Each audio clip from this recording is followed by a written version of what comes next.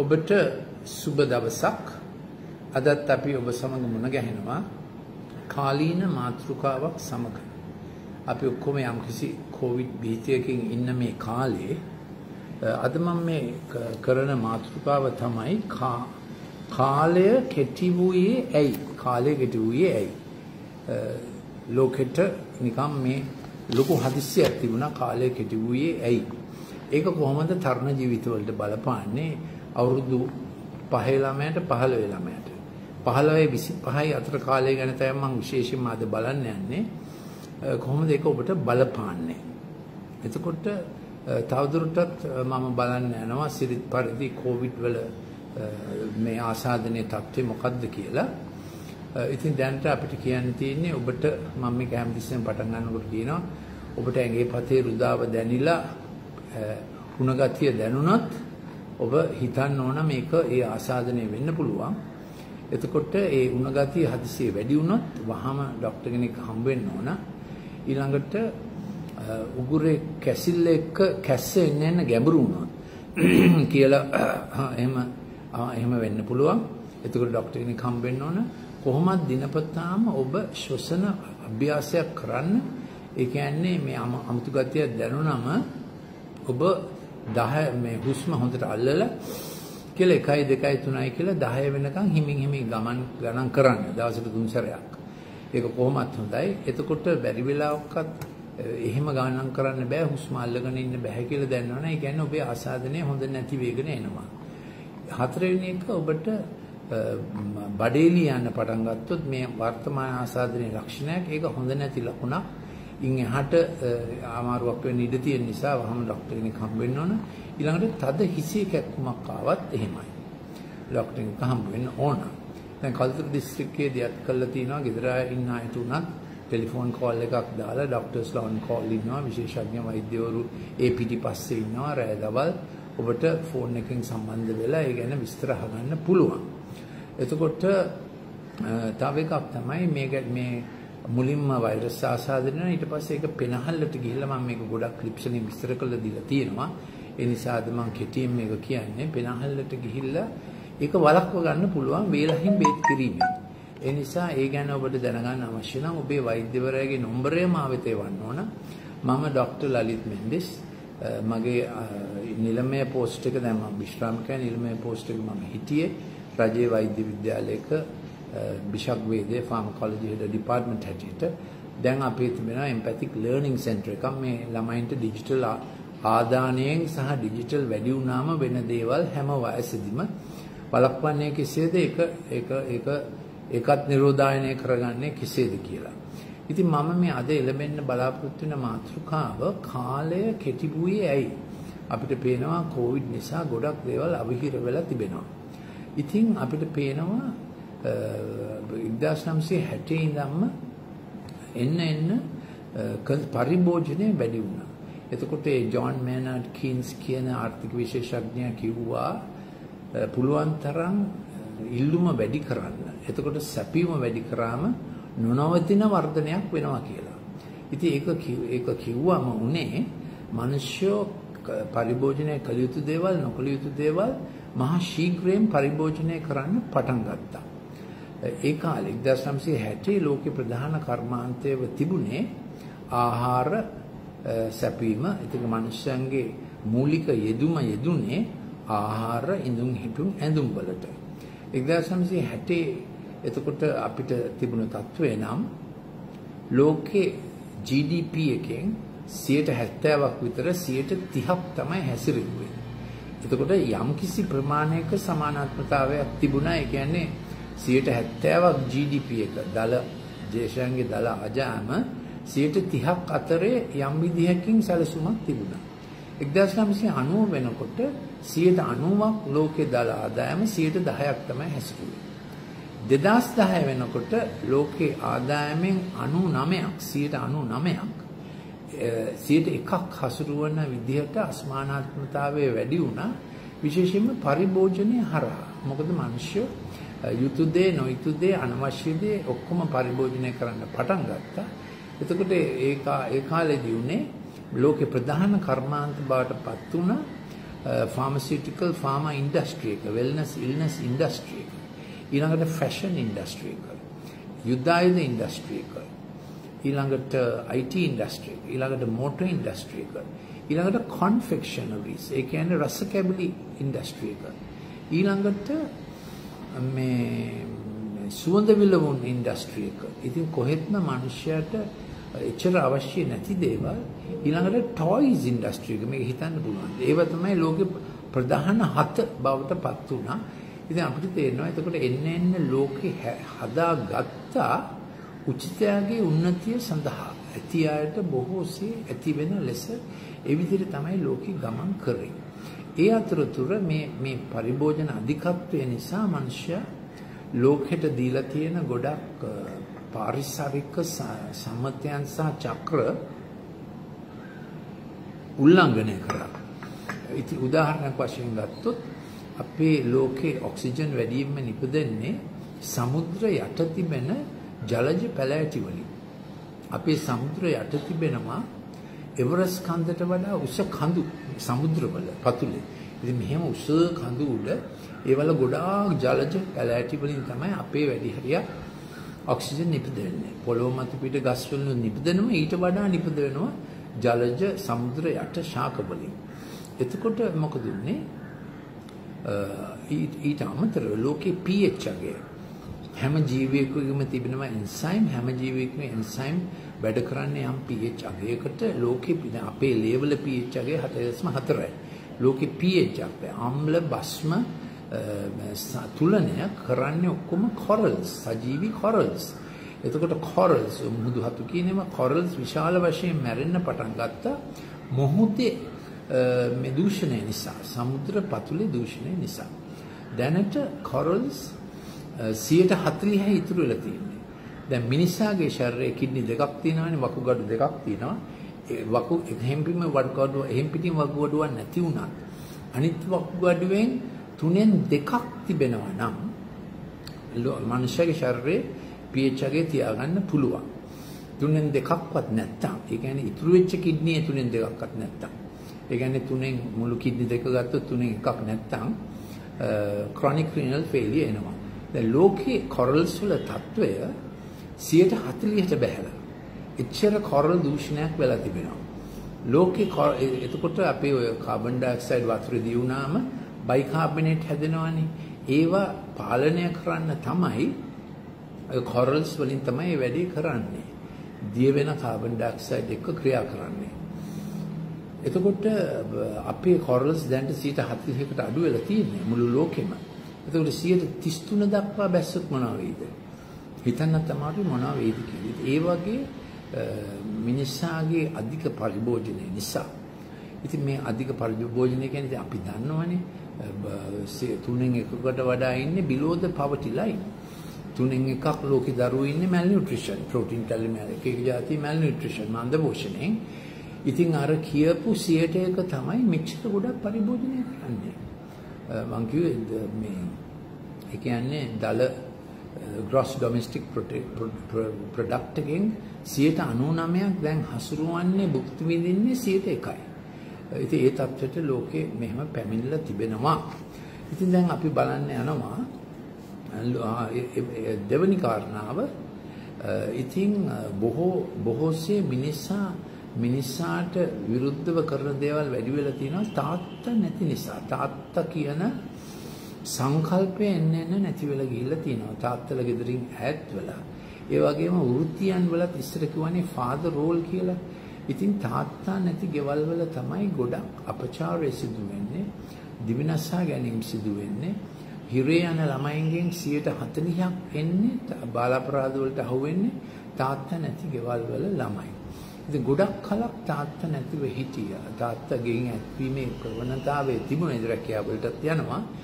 දැන් පහුගිය අවුරුදු 20 ගොඩක් අම්මත් ගෙදර නැති තත්වයකටපත් වෙලා ඉන්නකොට වැටත් නියරක් ගම් කානම් කාට කියන්නද ඒ අමාරුව කියන තත්වයට ආවා. තුන්වෙනි කාරණාව ළමා කාලය බොහොම කෙටි වෙලා දැන්. ළමයි ඉක්මනට පරිණත වෙනවා. එක හේතුවක් ඩිජිටල් ස්ක්‍රීන් එක. ඉක්මනට කාබාසිනය කරගෙන යනවා. ඉක්මනට ප්‍රතිඵලයක් අවශ්‍යයි.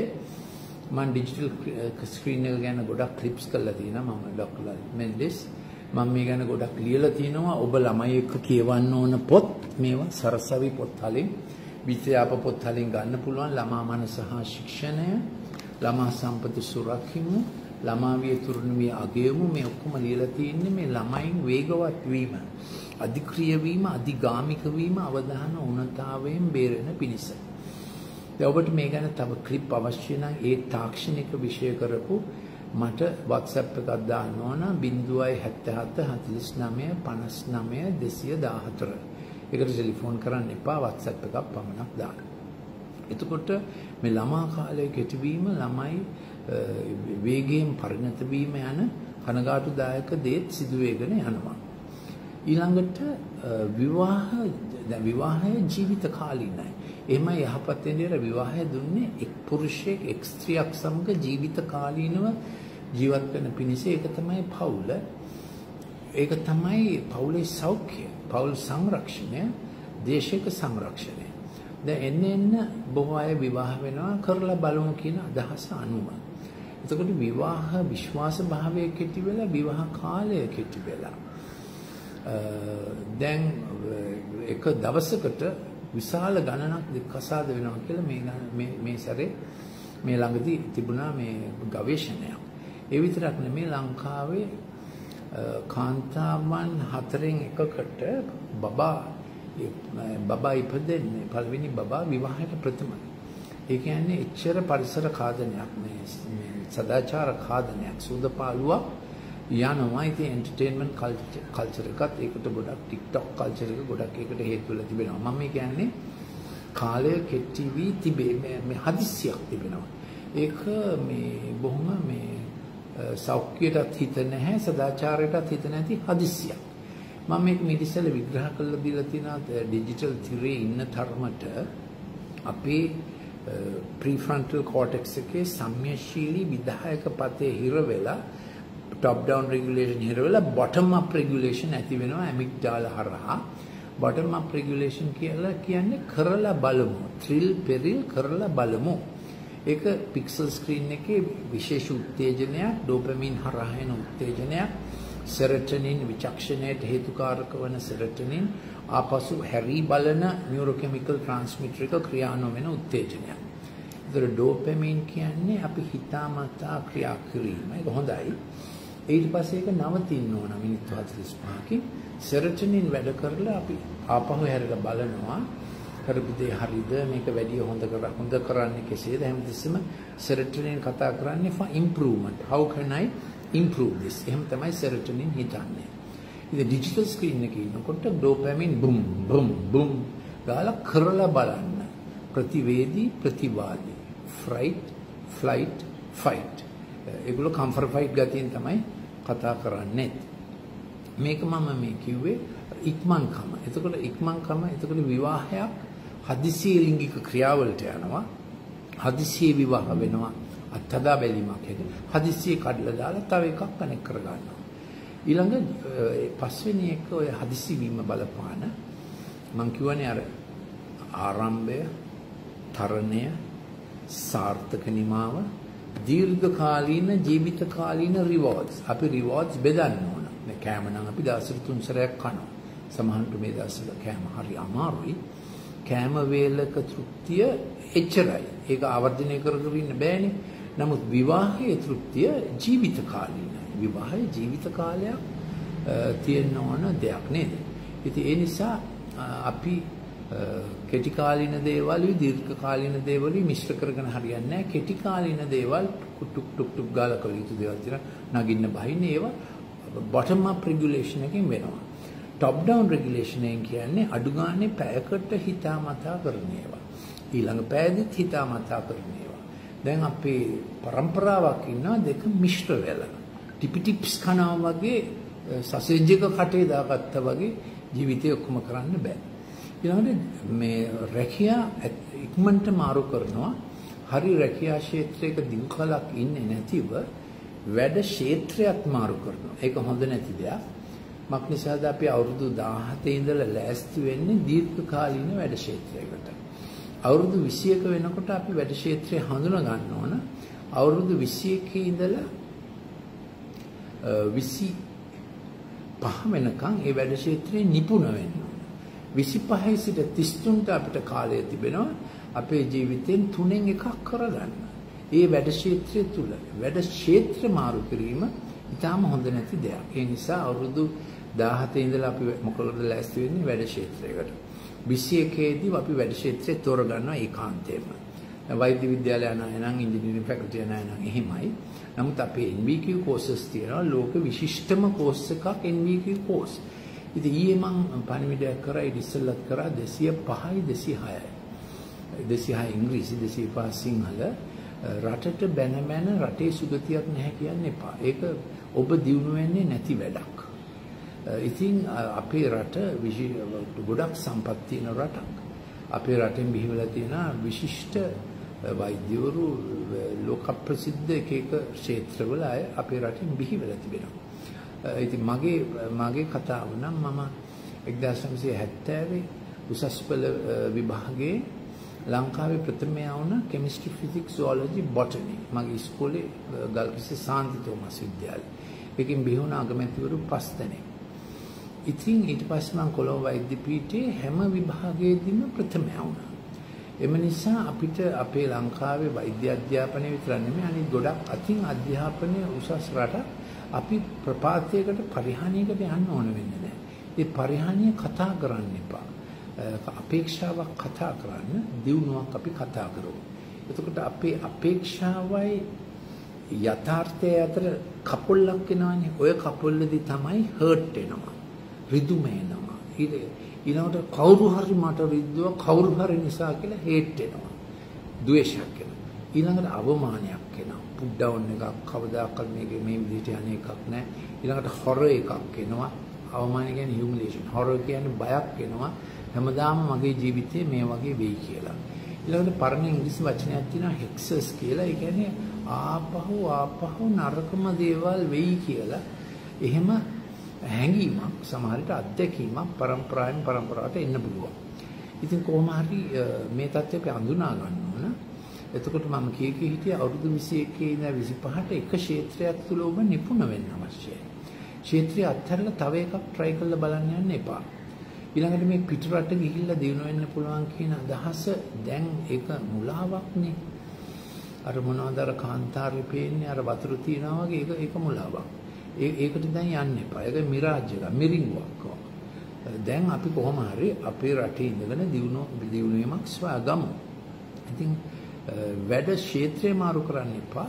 වැඩ කරන තැනත් නිතර මාරු කරොත් ඒක චරිත ලක්ෂණයක් වෙනවා. ඔබ අලුතින් ඉන්ටර්විව් එකකට ගියාම ඔවුන් බලන්නේ මෙයා අපිත් එක්ක ඉඳීද?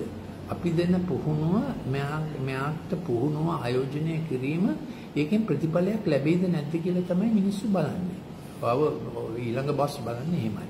ඉතින් අලුත් ඉන්ටර්විව් එකකට ගියාම පරණ තැන ගැන දොස් කියන්න එපා. පරණ තැනේ වෙච්ච හොඳ දේ කියන්නේ. ඔබගේ අපේක්ෂාව කියන්නේ. එතකොට ඔබගේ අපේක්ෂාව ඔවුන්ගේ වර්ධනයේ අපේක්ෂාව සමග එකහුව වෙන්න පුළුවන්. job change fast එපා. ඊළඟට ඉක්මනින් ධනවත් වෙන්න හදන උපාය මාර්ග එහෙමත් ගතියක් තියෙනවා. TikTok වල ධනවත් වෙන්න, influencers ලා වෙලා ධනවත් වෙන්න, YouTubers ලා වෙලා ධනවත් වෙන්න. ඉතින් හැමෝටම ඕක කරන්න බෑනේ.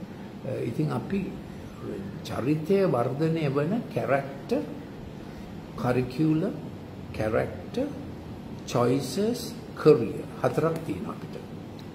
අපි කරන පාඨමාලාව. ඊළඟට අපි කරන චරිත ශික්ෂණය. ඊළඟට අපි කරන්න බලාපොරොත්තු වෙන වෘත්තිය හේවත් ක්‍රියාවක. ඊළඟට අපේ ජීවිතේ අපි ගන්න choices සහ තීරණ. C4. ඔය C4 ගැන ප්‍රේසම් වෙන්න ඕන හැමතිස්සෙම. ඊළඟට ඉක්මනින් පොහොසත් වෙන්න. ඊළඟට friendships. short and ඉස්සර අපි ඉස්කෝලේ යාළුවෝ අපේ ජීවිත කාලේන යාළුවෝ. දැන් එහෙම නෙමෙයි. ටියුටරියට ගියා අරක කරා මේක කරා. මේ කරුණාකරලා ආයදීමක් කරනවා O level වලින් පස්සේ ඩිග්‍රීස් කරන්න යන්න එපා. O level වලින් පස්සේ A level කරන්න පුළුවන් A level කරන්න.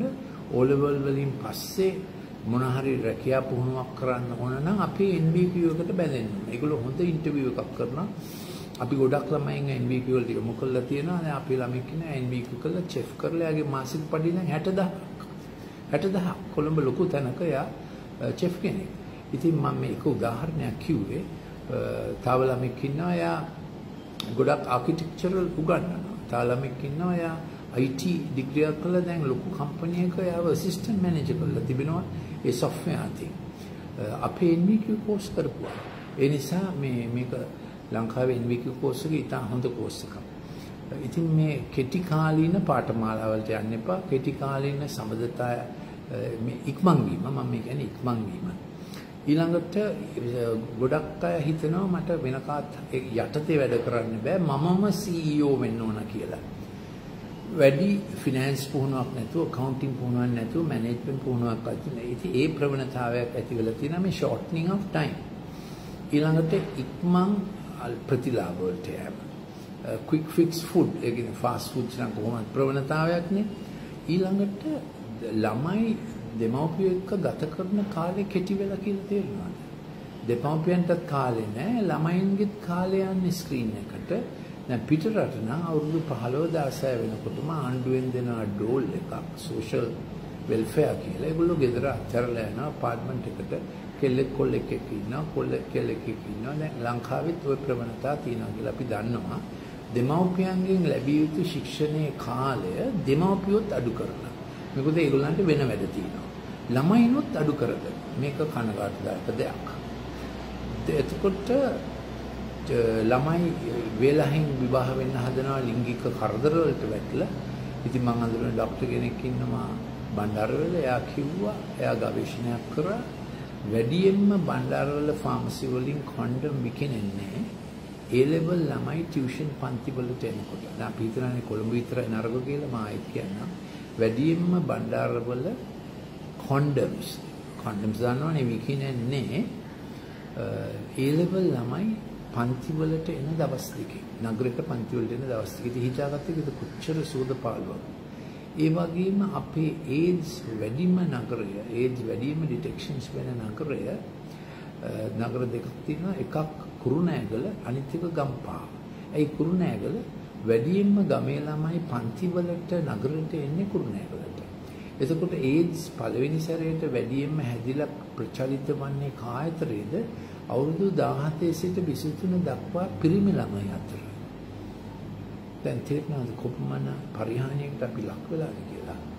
ඊළඟට ගම්පහට තමයි වැඩියෙන්ම ටියුෂන් පන්ති වලට දුම්රිය මාර්ගයෙන් නුවරඑළිය ඉඳලා ළමයි එනවා ගම්පහට ටියුෂන් පන්ති වලට. ඒ නිසා ගම්පහත් මේ තත්ත්වයටපත් වෙලා තිබෙනවා. මම කිව්වේ යම් ප්‍රවණතා ළමයින්ගේ ජීවිතයේ හදිස්සියේ තීරණයක් නැතිව අනිසි තීරණ වලින් ඒගොල්ලන්ගේ කාලෙ කෙටි වුණා. අහිංසකකමේ කාලෙ කෙටි වුණා යනාදි වශයෙන්. දැන් මම මේක අවසානයේ කියවනවා ලෝකෙට ඇවිල්ලා තියෙන ලක්ෂණ 7ක් මේව එක්කහුව වෙලා. එතකොට අපිට පේනවා මේව සැලසුම් කරන ඉන්නවනේ. ඩිජිටල් තිරය හා වෙන ක්‍රම වලින් මේවා සැලසුම් කරන ඉන්නවා. නෑ තත්ත්වයේ ලංකාවේ හැම ඉස්කෝලේකම හැම අවුරුදු 7ට වැඩි හැම ශ්‍රේණියේම ළමෙක් තුලින් ළමයාගේ තාත්තා ඩ්‍රග්ස් මාකට් කරනවා. ඒකයි ලංකාවේ තත්ත්වය. හැම ශ්‍රේණියකම ළමෙක් ඉන්නවා තාත්තා ඩ්‍රග්ස් මාකට් කරනවා ඉස්කෝලේදීම ළමයා තුලින්. ඊළඟට අපි දන්නවා දැන් බඩු හදන්නෙත් කෙටි කාලීනව. ඔය වගේ ගොඩක් දේවල් තිබෙනවා කෙටි කාලීන හදිස්සියකට ලෝකයේ යොමු වෙලා තිබෙනවා. ඉතින් මම මේ කියවන්න කැමතියි මේ කොවිඩ් හරහා කොවිඩ් එන තැනට ලෝකයට ආපු ප්‍රවණතා. ලෝකයට ආපු ප්‍රවණතා. දැන් බලන්න මේක.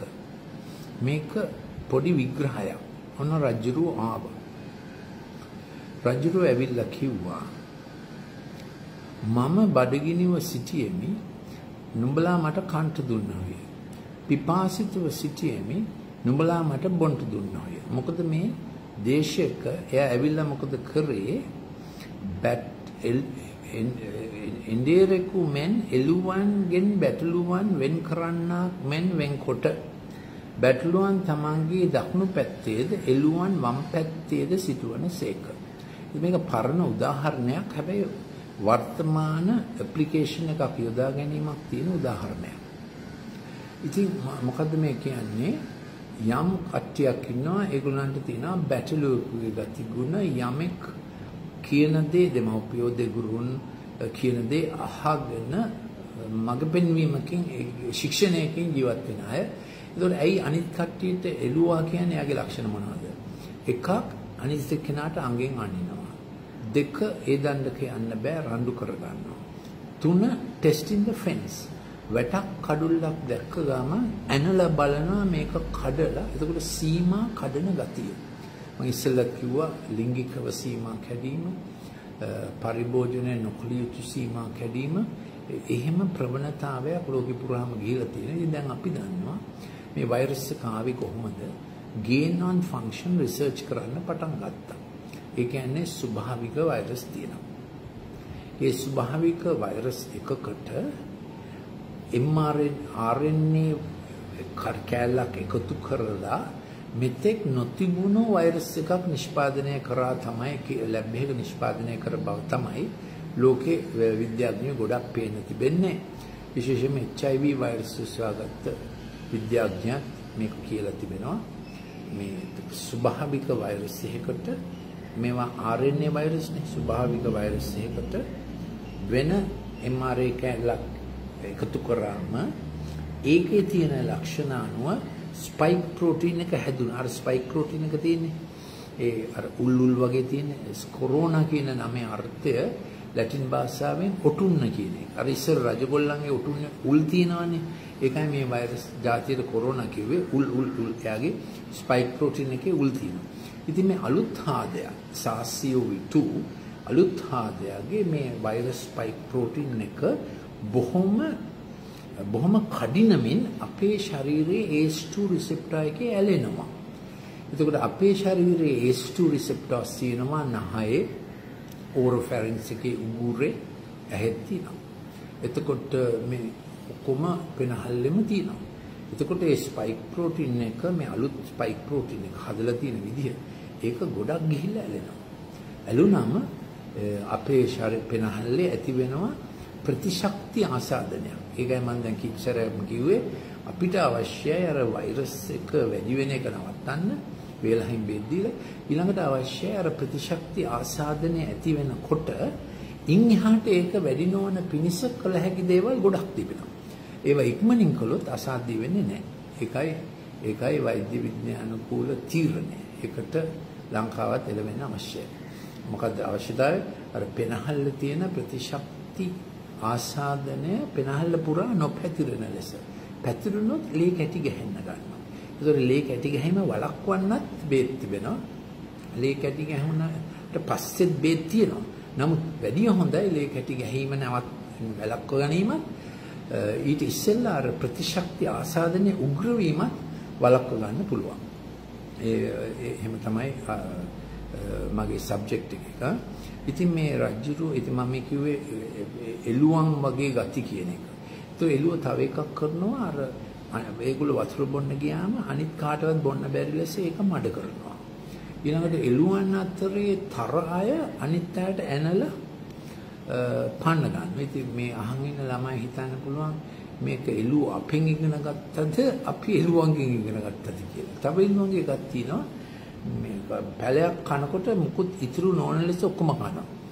හැමෝම දන්නා එළුවෙක් කාපු පැලයක් ආයෙත් වැවෙන්නේ නැහැ කියලා. ඊළඟට එළුවන්ගේ ගතියක් තියෙනවා මම කියන්නේ අර මේක මේ වැටක් කඩලා බලන ඇනලා බලනවා රිංගන්න පුළුවන්ද කියලා. තව ඒගොල්ලන්ගේ ගතියක් තිබෙනවා මේ පොඩි හරි නගින්න පුළුවන් ගහක් තිබුණා ගහ දිගෙත් නැගලා බලනවා එහෙම ගතියකුත් තිබෙනවා. දැන් තව එළුවන්ගේ ගතියක් තිබුණා ඒකත් අපිට චරිත ලක්ෂණයක් ලෙස බෙදගත් එක. දැන් බැටළු වගේ ගතිය මොකක්ද? මේකයි. එළුවෙක් පාරේ ගෙනියනවා නම් බැඳලා අරගෙනම යන්න ඕන. එළුව අනිත් එක එළුව දෙන්නෙක්ට වැඩිය අමාරුයි ගෙනියන්න තුන් දෙනෙක්ට වැඩිය නම් කොහොමද බෑ. මොකද එක එළුවෙක් මේ පැත්තට අදිනවා එක එළුවෙක් මේ පැත්තට අදිනවා අනිත් එළුව තා පැත්තකට අදිනවා. ඉතින් අහන් ඉන්න ළමයි හිතන්න පුළුවන් එළුව දේශපාලනය කරනවාද කියලා. නමුත් මේක ඒගොල්ලන්ගේ ගතිය. බැටළුව එහෙම නෙමෙයි. එළුවෙක් පාරේ ගෙනියන්න බෑ. ගැට ගහගන්නේ නැතුව. බැටළුව එහෙම නෙමෙයි. ඒගොල්ලෝ 100 දෙනෙක් එක ඉන්දියරෙක් පස්සෙන් යනවා ගානට. ඒක පුදුම වැඩක්.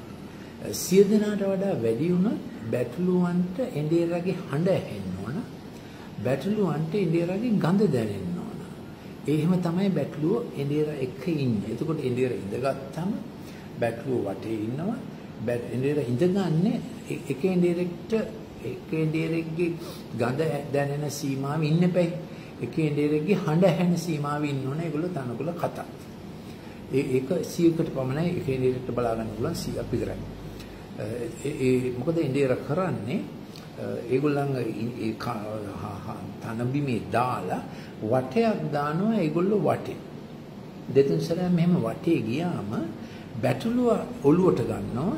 එඬේරෙන් පොඩ සද්දයක් කරගෙන යන්නේ. බැටළුවන්ට තේරෙන සද්දයක්. ඉතින් එඬේරගේ කටහඬත් ඇහෙනවා. අඩි ශබ්දෙත් ඇහෙනවා. මං කිව්වේ බැටළුවන්ට ඇහෙනවා පේනවට වඩා සහ ගඳ දැනෙනවා. එතකොට ඒගොල්ලෝ හිතනවා දැන් එඬේර ඇඳ මේ වටේ තමයි අපේ සීමාව. ඉන් එහාට යන්නේ නැහැ. ආයෙත් එඬේර නැගිට්ටොත් මිසක් ඒගොල්ලෝ නැගිටින්නේ නැහැ. ඉතින් එඬේරගේ ලොකු ස්කිල් එකක් තියෙනවා. මේ රොටේට් කරනවා බැටළුව මෙතන ඉඳලා අතන්ට ගෙනියන්නේ අනාදි වශයෙන්. ඒක වෙන පාඩමක්. නමුත් මම මේ දැන් කියවන එකේ තියෙන නිසා බැටළුවන්ගෙන් එළුවන්ව වෙන් කරා. දැන් ඔකයි ප්‍රශ්නේ. මේක චරිත ලක්ෂණයක්. ඔබ එඬේර අඳුන ගත්තොත් එයාගේ කටහඬ අහලා එයා කියන විදිහට ඉන්න පුරුදු වෙනවා. අනිත් ගතිය තමයි මට ඕන එක මට ඕන විදිහට මට ඕන වෙලාවට කරන්න ඕන ගතිය. දැන් ඔබට තේරෙයි ඩිජිටල් ස්ක්‍රීන් එකෙන් ඒක ගොඩක් ප්‍රවණතාවයක් කරලා තියෙනවා. ඉතින් ඔබ අවුරුදු 14 වෙනකොට මතක තියාගන්න ඕන ඔබේ බ්‍රේන් ට්‍රැක්ස් හැදිලා ඉවරයි. ඒ නිසා ඔබේ මතකය දැන් නංගිට මල්ලිට කියලා දෙන්න ඕන මතකය නාස්ති කරගන්න එපා. පොඩි කාලේ ඉඳලා මතකය නාස්ති කරගන්න එපා. ගොඩක් මියුසික් ඇහුවොත් මතක සටහන් වැඩෙන්නේ නැහැ. ප්ලීස්. අනිත් අයගේ මියුසික් ඇහුවම මතක සටහන් වැඩෙන්නේ නැහැ. ඔබ ගිටාරයක් අරගෙන ඔබ ගගහ හිටියොත් ඒක වෙනම දෙයක්.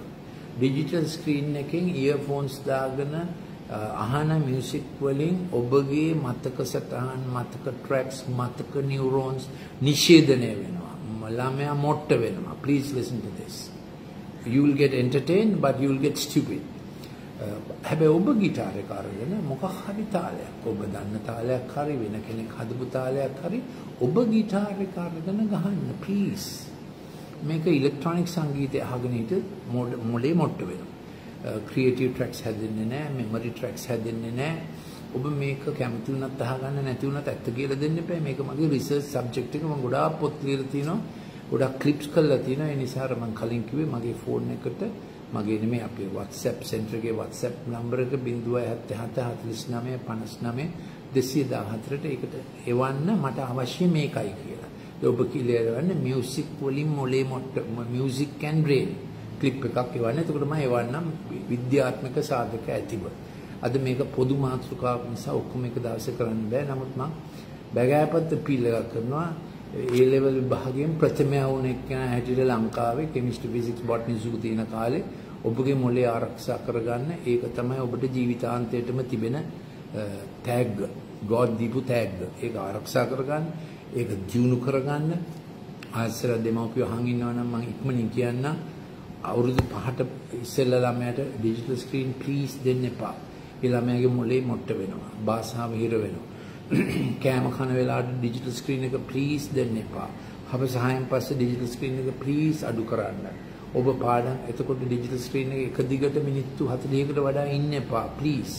ඔන්ලයින් පාඩම් යුරුනාම දැන් මම ඔන්ලයින් කියන එකට අලුත් වචනයක් හැදුවා සක්ෂණීය කියලා. තාක්ෂණය සක්ෂණය. ඔන්ලයින් පාඩම් ඒව විවේකයක් ගන්න. ආපහු ඩිජිටල් ගේම්ස් ගහන්න යන්න එපා. ඊළඟ එක ඔබ පාඩම් කරන තැන වෙන LED lights තියන් ඉන්න එපා. LED lights තිබෙන තරමට blue frequency එක නිකුත් වෙනවා. blue frequency එක දෘෂ්ටි විතානයට දැනෙන තරමට ඔබගේ මතක නියුරෝන්ස් හිර වෙනවා. ඒ මතක නියුරෝන්ස් වැඩ කරන ප්‍රමාණය තමයි IQ වෙන්නේ brain brilliant වෙන්නේ. කරුණාකරලා මේක රැක ගන්න. එතකොට ඔබ deep thought කරනකොට يعني කිසි සද්දයක් නැහැ, මියුසික් නැහැ, මුකුත් නැහැ. ඔබම හිතින් ආවර්ජනය කරන ඔබ කරපු පාඩමක් කියමු. හිතින් ආවර්ජනය කරන. ඔබ හිතින් ආවර්ජනය කරගෙන ඉන්නකොට මොලේ නියුරෝනල් ට්‍රැක්ස් අලුත් වෙනවා. අලුත් ට්‍රැක්ස් හැදෙනවා. ඒ නිසා give yourself deep thought. ඒ වෙලාවට මොලේ gamma waves කියලා જાතියක් වැඩ කරනවා. deep thought. ගැඹුරු සිතුවිලි. එක දෙයක් එක එල්ලේ ආවර්ජනය කිරීම ඒකට උචිත විෂයක් හොයාගන්න ඔබ ශිෂ්‍යයෙක් නම් විෂය තියෙනවනේ. ඉතින් අපි දැන් ආයෙත් බලන්න යනවා මේකේ මොකද්ද කියලා තියෙන්නේ. ඉතින් එළුව මේ පැත්තට බැටළුව මේ පැත්තට ගත්තා. එතකොට එයා දුන්න විග්‍රහයක්. මම බඩගිනිව සිටියෙමි. මේ ලෝකෙට වෙලා තියෙන දේවල්. ගොඩාක් අය බඩගිනිව සිටිනවා. කල්පනා කරලා බලන්න ඇයි කියලා. තව ටිකකින් අපි විග්‍රහ කරනවා බඩගින්න ආවේ කෙසේද? ඔන්න බලන්න ඔබ දන්නවා ඇති දැන් ඔක්කොම ජෙනටික් බීජවලට ජෙනටික් බීජවලට යනෝනාම ඇග්‍රෝකෙමිකල්ස් අත්‍යවශ්‍ය වෙනවා. කවුද ජෙනටික් බීජ හැදුවේ? එතකොට ජෙනටික් බීජවලට ඇග්‍රෝකෙමිකල්ස් දැම්මම පොළව නාස්ති වෙනවා. එතකොට ප්‍රයෝන් ඩිසීස් කියලා જાතියක් හැදෙනවා ජෙනටික් බීජ වෙනස් කරලා. අර කාලෙකට ඉස්සෙල්ලා මෑඩ් කව් ඩිසීස් කියලා එකක් ආවා. අර හරක්ට පිස්සු හැදිලා එංගලන්තේ හරක් ගොඩාක් මැරුවේ. ඒක ආවේ modified corn genome hacking එක ආවේ. ඉතින් ගොඩාක් ආහාර නිපදවපු ආහාර මොහොතේ ගිල්ලනවා stocks and shares වලට. ආහාරවල මේ ෆුඩ් ස්ටොක්ස් and shares වෙන්දේසිය විකුණනවානේ. වෙන්දේසියේ ගාණ වැඩි කරගන්න මහා පරිමාණයෙන් ආහාර මොහොතේ ගිල්වනවා. ඉතින් මිනිස්සු බඩගිනි කියන එක පුදුමයක්ද නේද? ඉතින් මේක ඉතා කනගාටුදායක දෙයක්. දැන් මේ ෂට් ඩවුන් ලොක්ඩවුන් කාලෙත් ඔබට පේනවා ඇති ආහාර හිඟ වේගන යන්නේ කෙසේද කියලා. ඉතින් මිනිසාට කරලා තියෙන දේවල් දැක්කම අපි ඒකාන්තයෙන් තීරණයකට එන්න අවශ්‍යයි. අපිට යහපත් නිරේක අවශ්‍යයි. නැත්නම් අපි එකිනෙකාව විනාශ කරගන්නවා. විද්‍යාව දැනුම දෙයි. විද්‍යාව හදවත දෘಢ කරයි. එහෙම තමයි මම තීරණයකට ආවේ. ගොඩාක් විද්‍යාවෙන් දියුණු වෙන කාලෙක විද්‍යාව මගේ මොළය බ්‍රිලියන්ට් කරනවා. මගේ හදවත අඳුරු කරනවා. ඒකට වැඩ. Heart has reasons.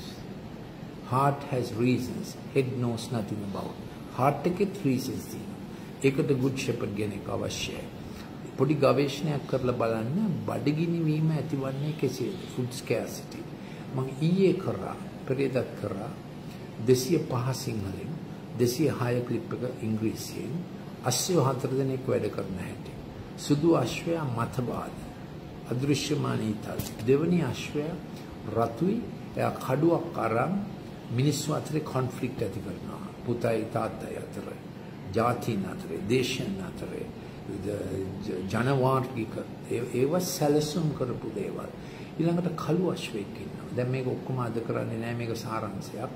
205 බලන්න ඊට වඩා විස්තරයක් තියෙනවා. කළු අශ්වයා තරාදියක් අතේ තියාගෙන වාණිජ දේවල් පරිභෝජනය. එයා එන්න එයාගේ ක්‍රියාකලාපය ආහාර අමාරු කරනවා.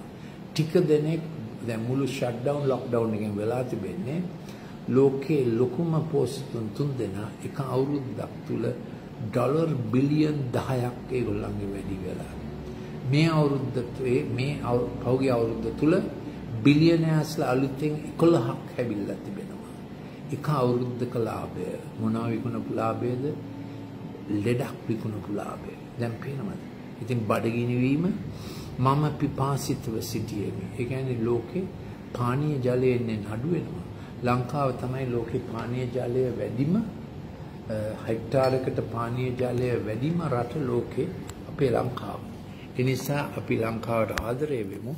ලංකාව දියුණු වෙන්න කියලා අපි උදක්ම බලාපොරොත්තු වෙමු. ඒක අත්හැරලා යමේ අදහස් අත්හැරලා අපි රට සමග දියුණු වෙමු කියන එකට තමයි මම එන්නේ.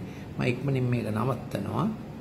එතකොට මම ආගන්තුකව සිටියෙමි. නුඹලා මට මාව ගෙට පිළිගත්තා. ඒ කියන්නේ මිනිස්සුන්ගේ ගෙවල් නැති වෙනවා. මිනිස්සුන්ගේ රටවල් නැති වෙනවා. මයිග්‍රන්ට්ස්ලා මහ පරිමාණයෙන් තම රට අත්හැරලා වෙන රටවල් වලට යනවා. දියුණුවක් තියනවා කියලා හිතාගෙන. ඒක තේරෙලා තියෙනවා.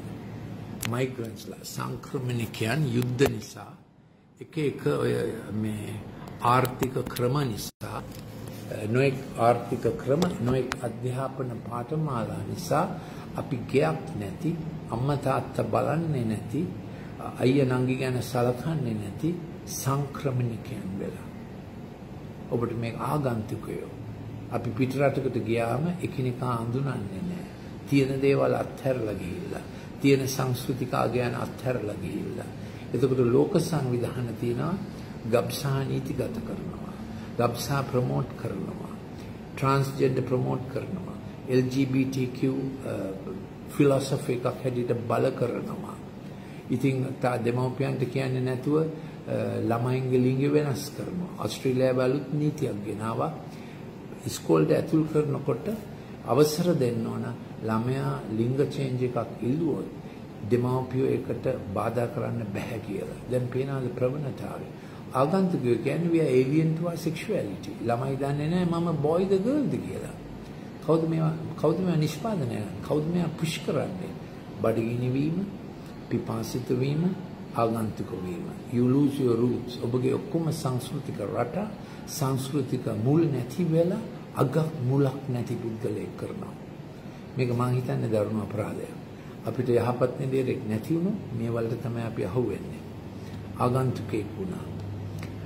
මා නිර්වස්ත්‍රව සිටියෙමි ඔබ මට වස්ත්‍ර දුන්නා. එයා මා කියලා කියන්නේ මිනිස් සංහතියට වෙච්ච ආපදාව මේ යහපත් නිදේර කතා කරනවා තමාගේ ආපදාපය වගේ. දන්නවනේ ගජබා රජුගේ කතාව සෙනගගේ දුක හොයමින් එයා ගමන් ගත්තා කියලා. ඉතින් මෙයාත් ඒ වගේ රජුරු කෙනෙක් යහපත් නිදේර.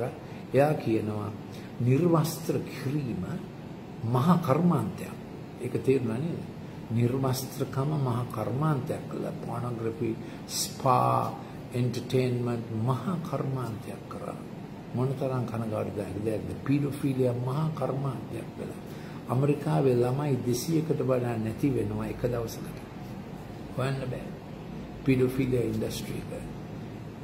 අපේ රට thank God අපේ රටට එහෙම වෙලා නැහැ තාම. එහෙම වෙන්නත් එපා. නිර්වස්ත්‍රකම මහ පරිමාණ කර්මාන්තයක් කරා. ඔබ මට වස්ත්‍ර දුන්නේය. මම රෝගාතුරව සිටියා. ඔබ මා බලන්ට ආවා. ඉතින් අපිට පේනවා මේ වෛරස් එකෙන් කොච්චර සෙනඟක් රෝගාතුර වෙලා තිබෙනවද කියලා. හදපු වෛරස් එකක්. පැතුරුණු වෛරස් එකක්. කොච්චර රෝගාතුර වෙලා තියෙනවද? මිනිසාට කරපු දේ. ඒ නිසා අපිට යහපත් ඉන්දියරෙක් අවශ්‍යයි. අවසානයේක මම හිරගේ සිටියෙමි. ඔබ මා බලන්ට ආවා. ඒ කියන්නේ මිනිස්සු ඒගොල්ලන්ගේ ආදාන ඩික්ෂන්ස් වලින් එක හිරගෙවල් සමහරුන්ට TikTok එකෙන් එළියට එන්න බෑ. ඩිජිටල් ස්ක්‍රීන් එකෙන් එළියට එන්න බෑ. මට දවසකට අඩු ගානේ 2-3 දෙනෙක් ෆෝන් කරලා කියනවා මගේ ළමයාට හරි කේන්ති යනවා බඩු පොලේ ගහනවා සමහර අය දිවෙනසා ගන්න කතා කරනවා. හිරගයක් නේද? දියුණු වෙච්ච ලෝකේ දියුණුයි කියලා අපි හිතපු දේවල් අපි යහපත් ඉන්දියරෙක් නැතුව කරන්න ගිහිල්ලා කොච්චර හිර කූඩුවලද ඉන්නේ. ඉතින් අපි WhatsApp එකක් එවන්න ඔබට මින් එහාට අවශ්‍ය දේවල් ගැන මම මෙතනින් නවත්තන්න යනවා. ඒ යහපත් ඉන්දියර අපිට උගන්වනවා සීමා මොනවද? එයා අපිව ජීවිත මඟ ගෙන යනවා. ඉතින් එයා කියනවා නිල් ගොදුරු බිම් වලට ගෙනියන්න, මිසල දිය උල්පත් වලට ගෙනියන්න, අපේ ජීවිතයට අවශ්‍ය සම්පත් වලට ප්‍රතිෂ්ඨාපනයේ තැනක්. ඒ කියන්නේ වැරදිච්ච දේවල් හදාගන්න. සමාවක් දීම සහ වැරදිච්ච දේවල් හදාගන්න. වැරදිච්ච එකව වලලන්න නෙමෙයි. වැරදිච්ච එක කෙලින් කරගන්න. ඊළඟට එයා කියනවා මම දමිතු කමේ මාවත් ඔබේ ජීවිතයට දෙන්නම් ඔබේ දියුණුව සඳහා. ඒකයි එයාගේ පොරොන්දු. ඉතින් අපිට එහෙම බලාපොරොත්තුවක් තියෙන නිසා අපි බලාපොරොත්තු සුමුවයි නෙමෙයි. අපි අපේක්ෂා බංගත්වයට එන්නේ නැහැ. ඉතින් ඔබ අහගෙන ඉන්නට ස්තුතියි. මේක අනිත් අය බෙදා ගන්න.